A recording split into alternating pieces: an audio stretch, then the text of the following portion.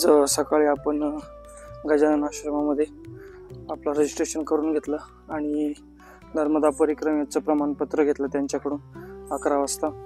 12:30-1 वाजता आपण बालभोग घेतला आणि 2 वाजेपर्यंत आपण तिथं आराम करून आज आपण मनदाता परिक्रमा म्हणजेच कोणी ओंकारेश्वर परिक्रमाही म्हणतं, तर त्यासाठी ओंकारेश्वर परिक्रमेसाठी आपण आज निघालेलो आहोत.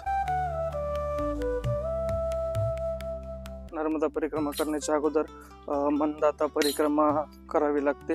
एकदा का संकल्प आपण घेतला की आपल्याला नर्मदा मैयाच्या पलीकडच्या तटावर जाता येत नाही, त्यामुळे परिक्रमा अगोदर करून घ्या, नंतर संकल्प उचला आणि मग परिक्रमा तुमची सुरू होते. पुलावरून खाली उतरल्याच्या नंतर जो डावीकडे जो मार्ग जातो तर तो मंदिराकडे जातो आणि जो उजवीकडे जो जातो तर तो परिक्रमेसाठी जातो. तर आता आपण उजवीकडे परिक्रमेसाठी चाललो आहोत. मनदाता पर्वताची परिक्रमा करताना आपल्याला काही मंदिर लागतात, तसेच वरती गेल्याच्या नंतर काही साधूंचे आश्रम वगैरे लागतात.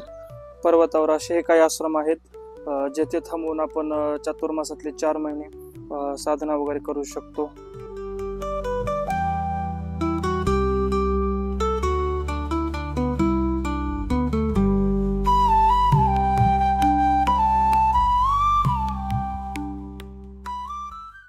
पर्वताची परिक्रमा करत असताना जागोजागी पाण्याची ही सोय केलेली आहे.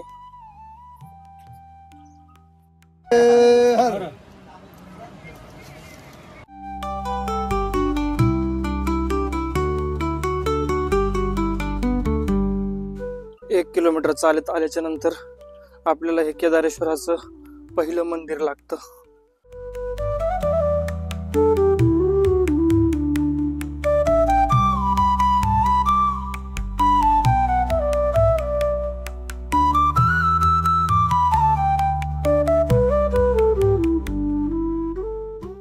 मनदाता हा भारतातील सूर्यवंश किंवा सौर राजवंशाचा एक पौराणिक प्रागैतिहासिक राजा होता.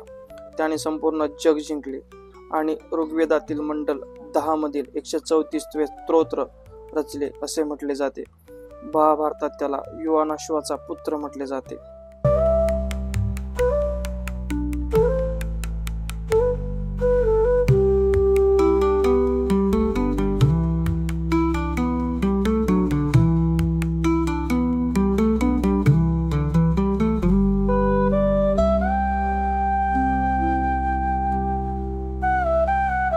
दोन किलोमीटर चालून आल्याच्या नंतर आपल्याला नर्मदा मैया आणि कावेरी या 2 नद्यांचा संगम पाहायला भेटतो. जे मनदाता परिक्रमा करतात तर ते या संगमापाशी आल्याच्या नंतर स्नान वगैरे इथे करतात आणि पुढील प्रवास सुरू करतात. तर आपणही आता इथे स्नान वगैरे करू आणि त्यानंतर पुढील परिक्रमा सुरू करू.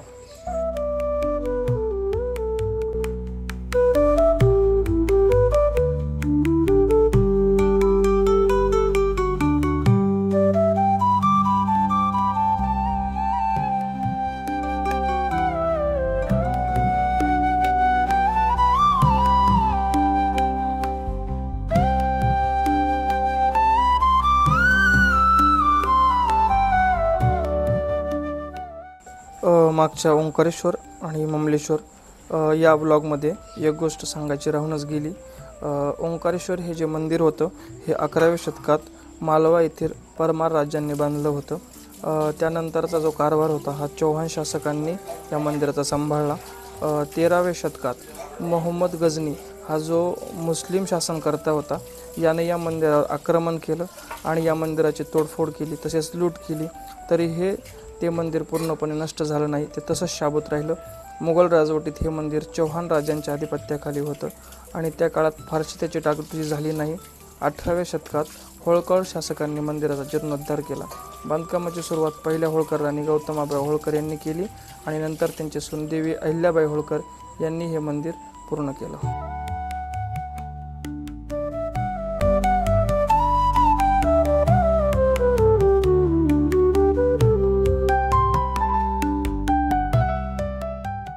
आपल्याला हा पुतळा दक्षिण तटावरून ममलेश्वराच्या मंदिरापासून दिसतो.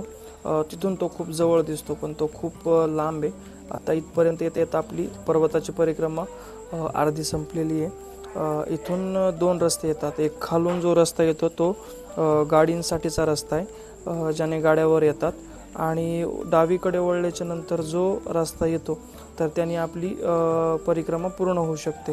तर आता आपण जाणार आहोत डावीकडच्या रस्त्यानं। अंधारही खूप झालेला आहे, त्यामुळे थोडंसं जरा लवकर चाललो आहोत खाली।